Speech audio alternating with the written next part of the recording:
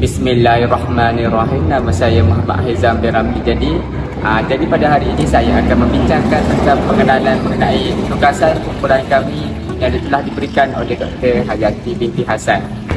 Okey, di dalam ringkasan tugasan ini, kumpulan kami iaitu kumpulan 9 akan membincangkan bab ke-9 yang bertajuk Dua Kuasa yang Bersaing dalam Kerajaan Johor Riau.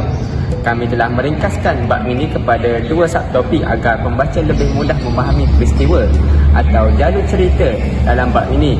Itu yang pertama, Raja Kecil dan tuntutannya ke atas tata Johor, dan Raja Kecil melawan Bugis di Johor. Bab ini menceritakan kemangkatan Sultan Mahmud Shah II pada tahun 1699 yang telah mencetuskan peristiwa hitam dalam sejarah kerajaan Johor kerana beliau tidak meninggalkan zuriat.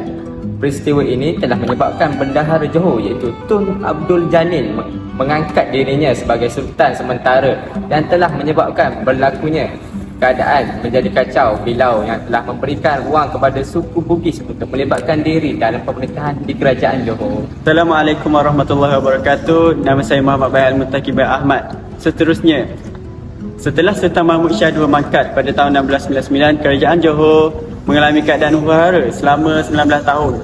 Akibat perebutan kuasa dalam kalangan keluarga diraja, ketiadaan waris sah menyebabkan Bendahara Abdul Jalil dilantik sebagai Sultan.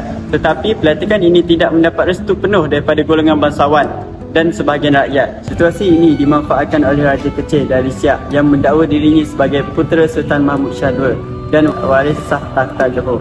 Selepas kemangkatan Sultan Mahmud, Raja Kecil muncul dengan pelbagai mitos tentang kehebatannya, termasuk keupayanya menukar air payau menjadi air tawar dan menyebabkan meriam Johor memancukan air. Mitos ini digunakan sebagai propaganda politik untuk meyakinkan rakyat tentang keturunannya yang diraja. Dengan bantuan Puteri Jilan, Raja Kecil menyebarkan berita mengenai haknya sebagai waris yang sah dan mengancam sesiapa yang menentangnya dengan daulat Sultan Mahmud yang telah mangkat. Akhirnya beliau melancarkan serangan ke Johor bagi menuntut takhta, menandakan bermulanya perebutan kuasa yang mengubah corak politik kerajaan Johor Riau. Assalamualaikum warahmatullahi wabarakatuh, dan saya Rafiq Syafi bin Azmi. Seterusnya, dalam sejarah Johor Riau, dua kuasa besar bersaing iaitu golongan Bendahara Melayu dan golongan Bugis. Persaingan ini bermula selepas kemangkatan Sultan Mahmud Shah II yang menimbulkan krisis legitimasi. Raja Kecil mendapat sokongan Minangkabau dan beberapa pembesar tempatan, tetapi pemerintahnya tidak stabil kerana sikap sombong dan kejam. Beliau menyingkirkan Bendahara Tun Abdul Jalil dan menimbulkan kemarahan rakyat. Keadaan ini membuka peluang kepada Bugis, kuasa Bugis dikuasai oleh Daing 5 bersaudara untuk campur tangan dalam politik Johor. Mereka membantu Raja Sulaiman, anak bendahara, menentang Raja Kecil dan akhirnya berjaya menguasai Johor. Sebagai balasan, Bugis diberikan jawatan yang di-Pertuan Muda, menjadikan mereka penguasa sebenar di Riau. Walaupun kerjasama ini memulihkan kestabilan buat sementara, ia turut menimbulkan ketegangan baru antara kuasa Melayu dan Bugis. Pertembungan ini menunjukkan pealihan penting dalam struktur politik Johor Riau daripada pemerintahan Melayu tradisional kepada perkongsian kuasa antara dua bangsa serumpun. Seterusnya, kita beralih pada subtopik seterusnya iaitu Raja Kecil menentang Bugis di Johor. Pertempuran antara Raja Kecil dan Bugis di Johor. Raja Kecil telah berjaya menguasai Johor, tetapi peluang Bugis untuk memerintah tetap terbuka apabila Sultan Abdul Jalil yang keempat dan Raja Sulaiman meminta bantuan anak Raja Bugis ini untuk mengusir keluar Raja Kecil. Jika berjaya, anak-anak Raja Bugis akan dilantik sebagai di-Pertuan Muda Johor, Riau dan Lingga dan keturunannya. Bagi mengukuhkan hubungan, Daing Parani berkahwin dengan Tengku Manegala Daing Celak dijodohkan dengan Tengku Mandat. Setelah Daing merewah dan saudara-saudaranya berlayar meninggalkan Johor menuju Siantan.